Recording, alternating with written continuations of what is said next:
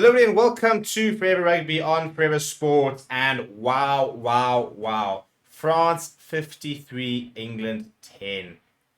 A 43-point victory for the defending Six Nations, who have just blown England out of the water. And I tell you what, there could be crisis stations in that England change room, because that was one of the worst performances, if not the worst performance I've ever seen from an England team. 43 points at home, by the way, at Twickenham. And this is a French team who, listen, when they turn it on, they are sensational. Absolutely sensational. There's no doubt about it. But it's a French team that have yet to really sort of display everything, show their entire sort of full set of skills and ability throughout the Six Nations. Well, tonight, it all clicked. And unfortunately for England, they were on the receiving end of what is going to be an iconic score for all the wrong reasons as an English fan. The first time France have won at Twickenham since 2005, and what a way to do it. Before you go through the match, please do smash the like on the video. Please do subscribe to the channel as well. I mean, if we want to try and go through what happened, in terms of key events, it's just try after try. Ramos in the first minute converts his own try. Ramos in the 6th minute with a penalty goal. Thibaut Clement scores his first try of 2 in the 25th minute. Ramos conversion. Ramos penalty. Olivan try, 40th minute. Ramos conversion. 23 points to 3. 27 points to 3 at half time. The only points coming from England's boot of Marcus Smith, which they took when they were 17-0 down, believing that could get them back in the game. England started well. Freddie Stewart steamrolled Thomas Ramos early on in the second half, and Smith converted to give them a glimmer, a semblance, a small little silver lining of hope at 17 points down. And then France decided, actually no. Clement, Olivan, Penaud. 56, 59, 71, 72. 74 rather. Ramos, 3 conversions there as well. 53 points, 53 points rather, to 10. I mean, it's insane, isn't it? And England players, I mean, they just gave up, didn't they? The discipline was really poor, and in the second half, they were just absolutely knackered. And France were just, everything was bouncing right. They were winning the penalties. Everything was going right for France. Zero was going right for England. France spent 40% of their time inside their own 22. How mental is that, eh? 40% of the time they spent inside their own 22, and yet they scored 53 points. They had less territory and less possession and scored 53 points. France was scoring 4.1 points every time they entered the 22. They had 12 entries. England had 8 entries and scored 10 points, 0.8 points per entry. It's 7 tries to 1. It's the same amount of carries. It's 9 line breaks to 1.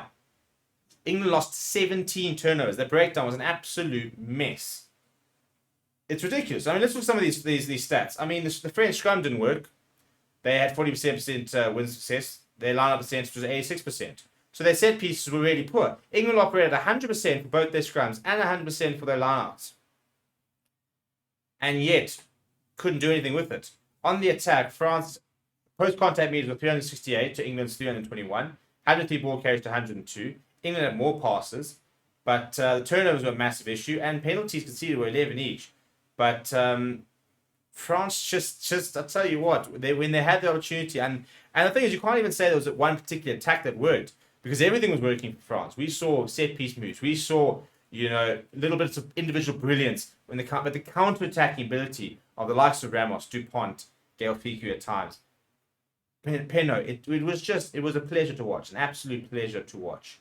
And if we look at some of the stats, for example, Gregory Alger, 10 carries. I mean, he was absolutely immense tonight. That's one of the best Gregory Alger performances I've seen in a very, very long time. Line breaks, Di Matteo, Thibaut Clement, both with 2. Tackles completed, for example, the hard workers, Alex Dornbach with 14, Francois Coast with 13, Itoje, Lewis Leyland, both with 12, Gaël Fickou with 11, Fickou once again. And I thought Jonathan Dante, a word for him. First start of the Six Nations, I thought he was terrific. He was absolutely everywhere. But the England team just had no plan. They had no creativity. There was no penetration. They couldn't find a way. That's what I'm saying. One line break across the entire match. I think it came in the last 5 minutes. Whereas France, as soon as they started attacking, they were finding, they were gaining momentum. They were getting over the gain line advantage. They were progressing. They always looked a threat. England never looked a threat. And I think Jack van Poortvliet was a very poor decision to start, maybe. Really struggled at ruck, and the ruck speed was really poor. I thought when Alex Mitchell came on, and Owen Farrell to his credit, they kind of changed the game very briefly. I thought Alex Mitchell just turned the ruck speed around.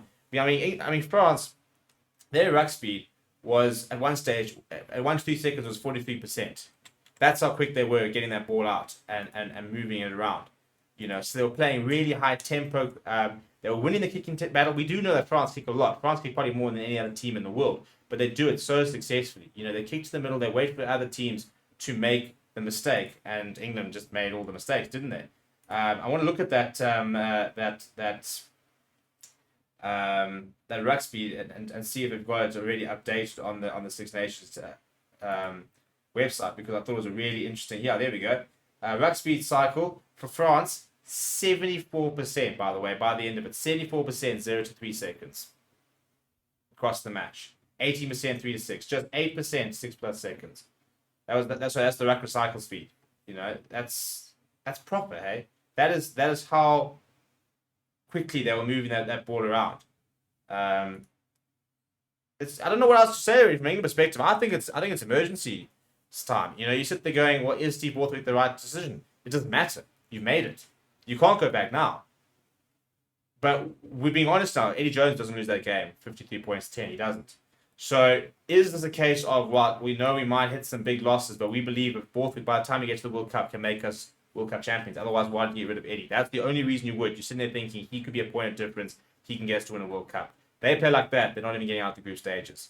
Let me know what you thought about the game down in the comments below. Shout out to France. They look like World Cup winning title favourites in that game. We finally saw the France we've been seeing in the last 18 months. They were absolutely superb. And you can't take anything away from that performance. Yes, you're only as good as you're allowed to play, so England were pretty poor, but France were absolutely immaculate. Let me know what you thought about the game down in the comments below. Please do smash a like on the video and subscribe to the channel as well. Thank you very much for watching. My name is Steven. I'll chat to you soon.